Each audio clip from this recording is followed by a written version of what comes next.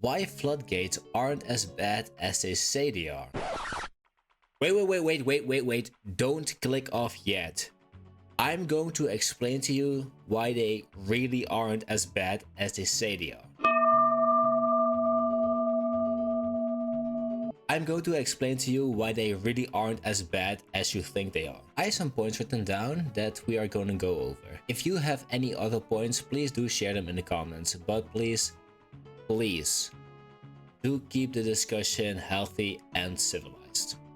Floodgates give you an opportunity to play the game at a more slow or more managed or manageable pace.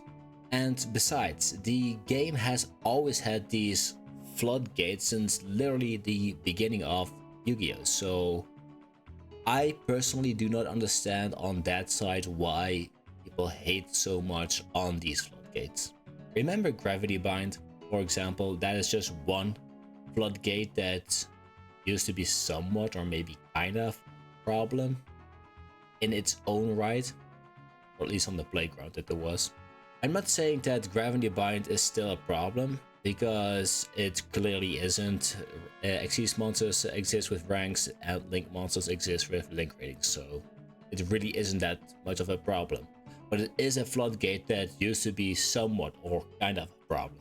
Sure, you can say that cards like Skill Drain prevent you from playing the game, but I will disagree with that. What it does is prevent you from playing your strategy properly, which is not the same thing. Gravity Bind, for example, prevents you from attacking with monsters of a certain level, actually locking you from a game mechanic, namely attacking. Skill Drain doesn't prevent you from activating your monster effects that are on the field, it just negates them when you do activate them, so you can still play that, it will just be negated. So by your own logic, Gravity Bind is a bigger problem, and yet we all know it's not. Besides, cards like those floodgates were a problem even back then too. Sure, perhaps to a lesser extent than some floodgates are now, or at least are perceived to be. They still are problematic, and they were still floodgates. So did anything really change? No, not really if you really think about it.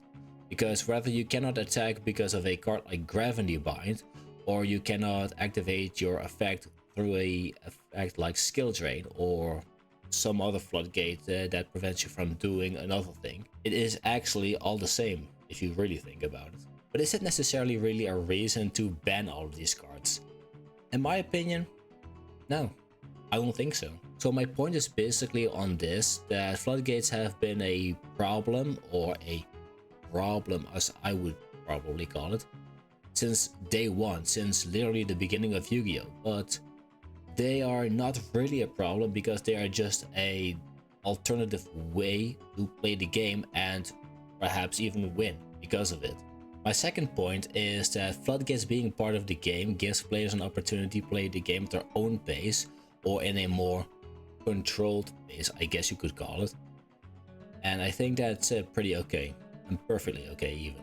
Sure, the solitaire player will not like it because they can't solo mode solitaire on their opponent, but then again, those same people will and cry and complain when their opponent is also able to solitaire on them.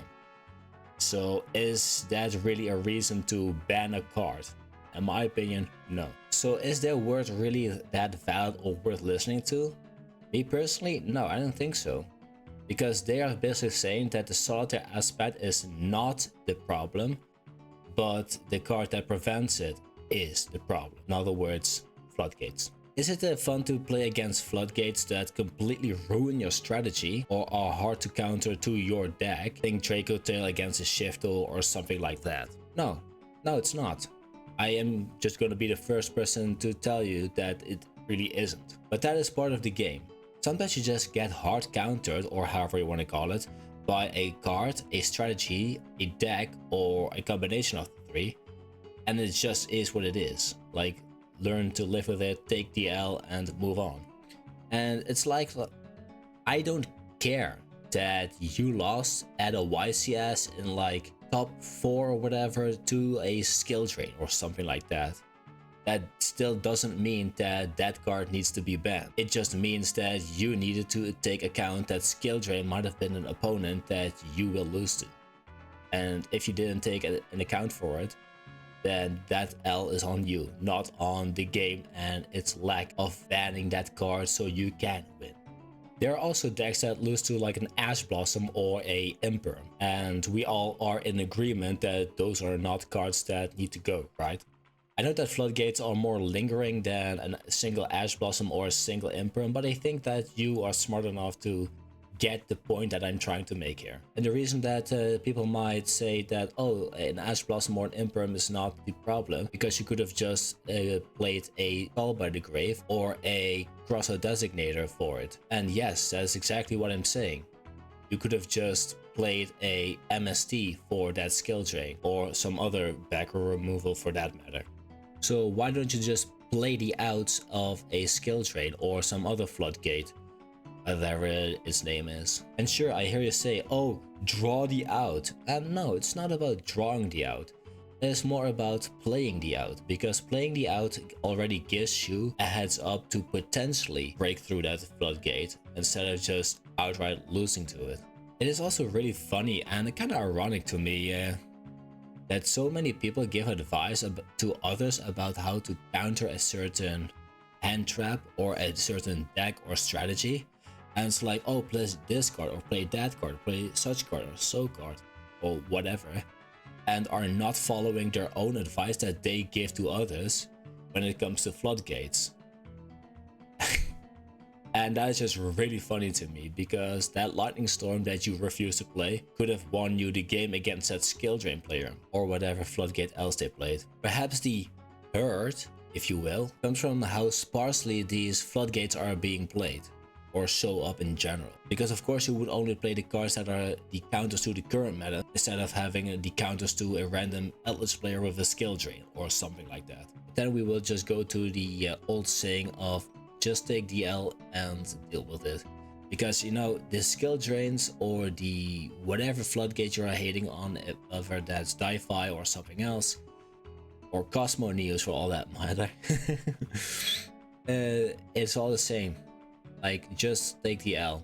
And besides, that's actually where point 3 comes into play. I know that point 1 and 2.2 were kind of similar, but I still feel like they were dissimilar enough to warrant their own spots. But as for count 3, are Floodgates really a worse opponent than the infamous 10 negate boards? Like, this is a genuine question. Is it really a worse opponent? I would say personally no, and here's why. Personally, I don't see really the difference between my opponent flipping a Floodgate that makes my deck insta-lose, or my opponent having a 10 negate board and I can't play through it at all. So it's not really the Floodgate that is the problem, it's more that the natural weakness of your deck is a Floodgate or a 10 negate board. That is the problem. Every deck of course has its weakness, and some decks have a weakness against Ghost and Match, and another one has it against Rivalry of the Warlords, and another one has it against Skill Drain, and another one has it against Di-Fi or Dimension Shifter. So it's really just like pick your poison and just learn to deal with the weakness of your deck instead of complaining about the weakness of your deck being a certain card that floodgates you out of the game. Let's be honest here, playing through these 10 negate boards is way more annoying and restrictive than just a singular floodgate. Like, let's be real and honest here with ourselves, like, come on. Sure, things like Cosmo Neos or the Calamity cards such as VFD or the Hot Red Dragon King Calamity Archfiend, whatever that name was, you know, they are annoying, of course. And playing through those cards is hard, yes. And I do agree that those cards might not be good for the game if they can easily be exploited by some deck that are not their own archetype or their own deck, if you will. Cosmo Neos being used in a non-hero deck and whatnot. This is literally why that King Calamity, Hot Red Dragon Archfiend Abyss or whatever its name is got banned because of Centurion.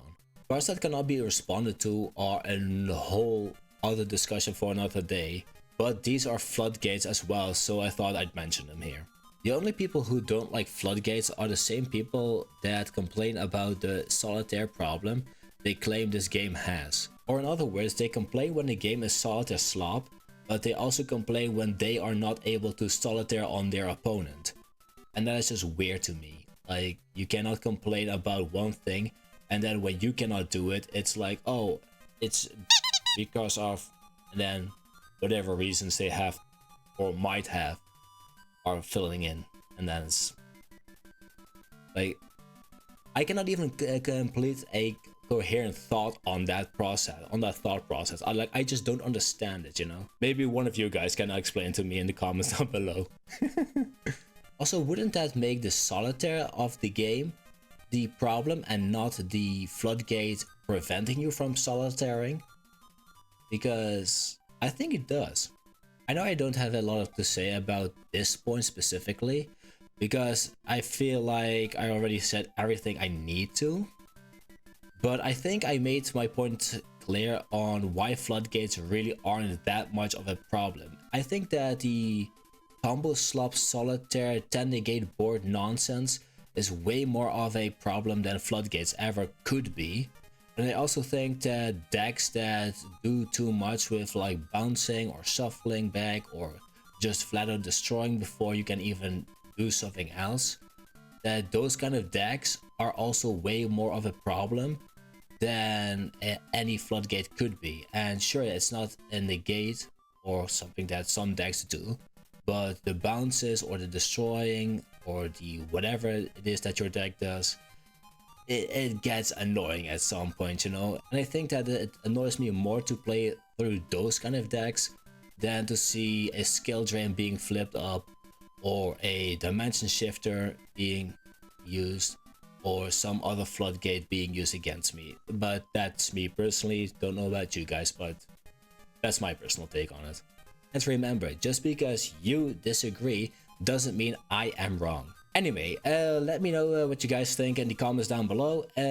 Tell me what other points you have in favor of floodgates, or tell me what you have against them, because I would like to know what you have to say for them and also what you have to say against them.